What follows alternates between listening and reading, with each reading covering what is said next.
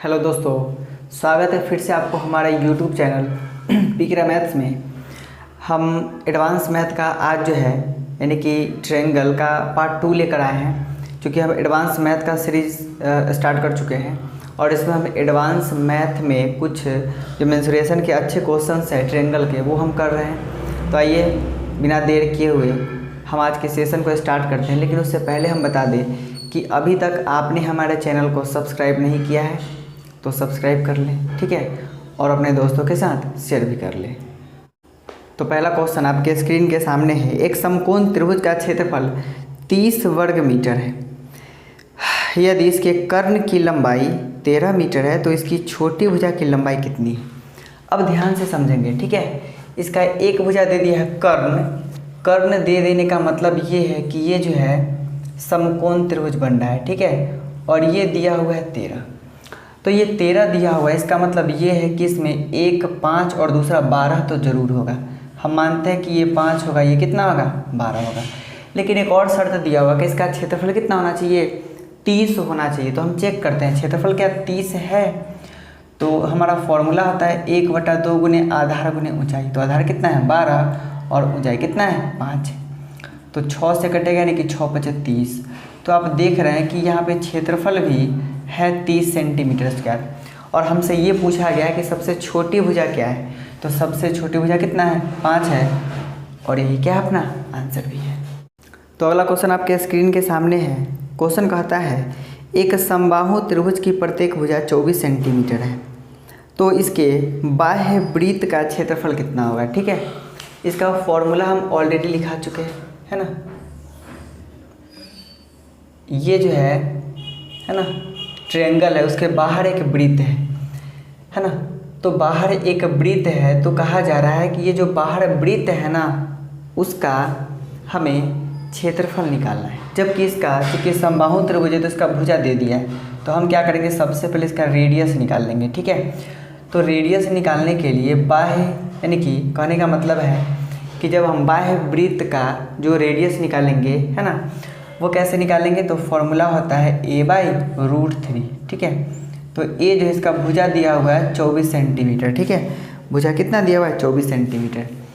तो यहाँ पर हम क्या करेंगे, a यानी कि दिया हुआ है 24 सेंटीमीटर, तो a का मान लिख लेंगे 24 सेंटीमीटर, ठीक है, बटा में √3।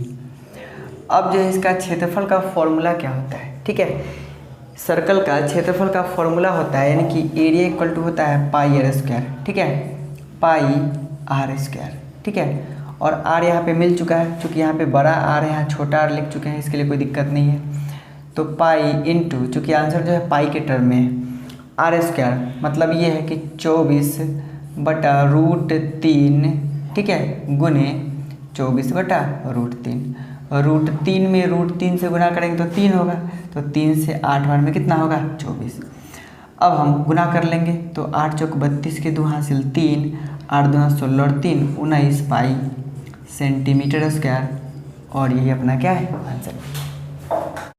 तो अगला क्वेश्चन है एक समबाहु त्रिभुज के प्रत्येक भुजा 42 सेंटीमीटर, तो इसके अंतःवृत्त का क्षेत्रफल कितना होगा। इससे पहले जो हमारा क्वेश्चन था वो बाह्य वृत्त का क्षेत्रफल पूछा जा रहा था, और अभी जो हमारा क्वेश्चन है वो अंतःवृत्त का क्षेत्रफल पूछा जा रहा है, ठीक है। तो हम क्या करेंगे, सबसे पहले देखेंगे ये जो है हमारा ट्रायंगल है और इसके अंदर एक वृत्त है, ठीक है, और इसका रेडियस कुछ होगा। सबसे पहले वो रेडियस हम निकाल लेंगे। ये दिया हुआ है कितना 42 सेंटीमीटर जो है भुजा दिया हुआ है, ये जो है 42 सेंटीमीटर। तो हम रेडियस निकाल लेंगे। तो अंतःवृत्त का जो रेडियस होता है वो क्या होता है a/2√3, ये फॉर्मूला होता है। तो a का मान कितना है 42 है, ठीक है। a का मान जो है वो कितना है 42 है, बटा में 2√3। तो ये 2 से कटेगा 21 × 2 = 42, ठीक है। तो जो रेडियस है वो कितना आ गया 21/√3। अब जो है पूछा जा रहा है इसका क्षेत्रफल क्या है, ठीक है। इसका क्या पूछा जा रहा है क्षेत्रफल पूछा जा रहा है। चलिए ठीक है, तो क्षेत्रफल हम क्या करेंगे कैसे निकालेंगे। तो हमारा फॉर्मूला वृत्त के क्षेत्रफल का जो फॉर्मूला होता है एरिया बराबर क्या होता है πr², ठीक है, πr² होता है। और पाई का मान कितना होता है 22/7, ठीक है। पाई का मान कितना होता है 22/7 गुने आर स्क्वायर, और आर का मान कितना है 21/√3। ठीक है, तो हम क्या करेंगे 21/√3 का स्क्वायर कर लेंगे तो क्या होगा 21/√3 गुने 21/√3। ठीक है, अब हम 7 से काटेंगे, 7 से 3 बार में, और ये √3 से √3 3 हो गया तो 3 से 3 कटेगा, और हम 21 में 22 से गुना कर लेंगे, तो 21 में 22 से गुना करेंगे तो 21 दूना 42 के 2 हासिल 4, 21 दूना 42 और 4 46।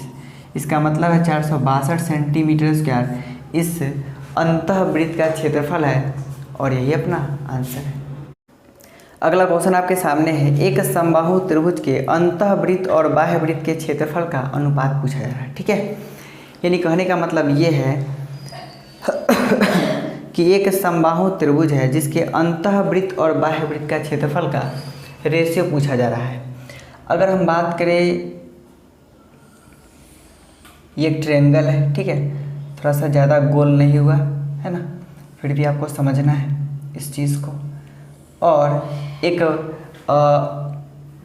त्रिभुज है और उसके अंदर क्या है एक वृत्त है।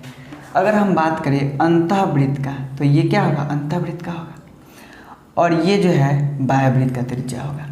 अंतःवृत्त के त्रिज्या को हम छोटकार मान लेते हैं और बाह्यवृत्त के त्रिज्या को बड़कार मान लेते हैं। ठीक है, अब इस फिगर को थोड़ा सा अलग अलग करके हम बनाते हैं। ठीक है, इस फिगर को थोड़ा सा अलग बताते हैं। अगर मान के चलिए कि ये जो है हमारा अंतःवृत्त का, ये अंतःवृत्त है, ठीक है, जो त्रिभुज के अंदर है, और ये जो है बाह्यवृत्त है जो त्रिभुज के बाहर है। क्योंकि ये समकोण त्रिभुज है, ठीक है, ये क्या है समकोण त्रिभुज है, सॉरी समबाहु त्रिभुज है। ठीक है, तो समबाहु त्रिभुज का हम बात करें, अगर यहाँ से यहाँ तक इसमें हम लंब डाल दें, ठीक है, ध्यान से समझेंगे, यहाँ से यहाँ तक अगर हम लंब डाल दें तो चूँकि हम लोग को पता है कि इसकी जो केंद्रक है, इसका जो केंद्रक है, ठीक है, वो इस मध्यिका को 2:1 में विभाजित करती है। ठीक है, ये क्या करती है 2:1 में विभाजित करती है। तो ये छोटा वाला जो रेडियस है उसका त्रिज्या कितना हो गया 1 हो गया, है ना। छोटा वाला जो त्रिज्या है उसका कितना हो गया, छोटा वाला वृत्त का त्रिज्या 1 हो गया।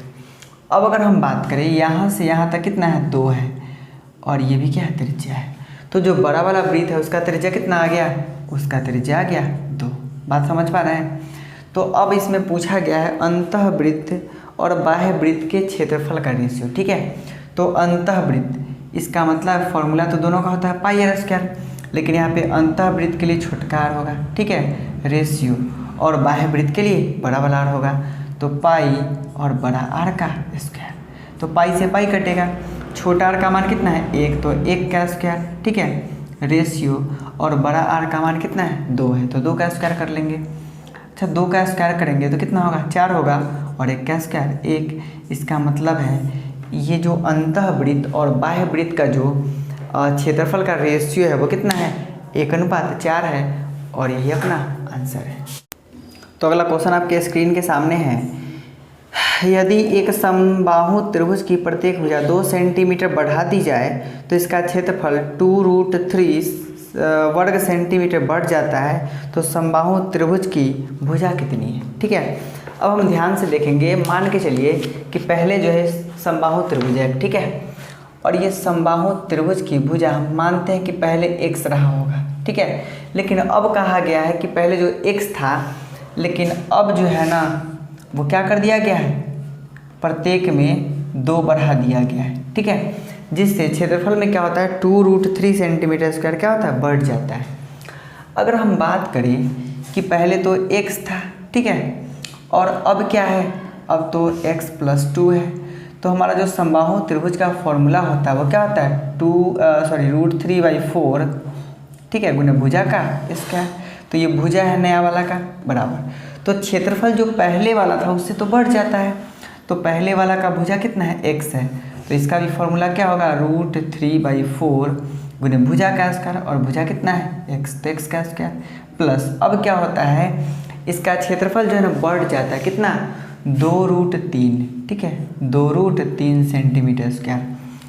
अगर हम देखें √3 और √3 कट गया, ठीक है, यहाँ बनेगा, ये तो नीचे 4 है, a + b का होल स्क्वायर के फॉर्मूला पे ये जाएगा, तो ये आ जाएगा x² + 2x प्लस 4x है ना प्लस 4, ठीक है, बटा में 4 बराबर। अब यहाँ एक्स स्क्वायर बटा में कितना है 4 और प्लस ये 2 दूना कितना हो जाएगा 4 हो जाएगा। तो ये 4 से 4 कट गया, एक्स स्क्वायर से एक्स स्क्वायर कट जाएगा, तो 4x प्लस 4 इक्वल टू ये 4 दूना 8 होगा, ठीक है, ये 4 दूना 8 होगा बराबर कितना हो गया 8 होगा। तो 4x इक्वल टू कितना होगा, ये 4 जो प्लस में इधर आएगा तो माइनस में, तो 8 में से 4 घटेगा तो 4 होगा। तो x इक्वल टू कितना होगा 4 से 4 कट के 1 सेंटीमीटर, और यही अपना आंसर है।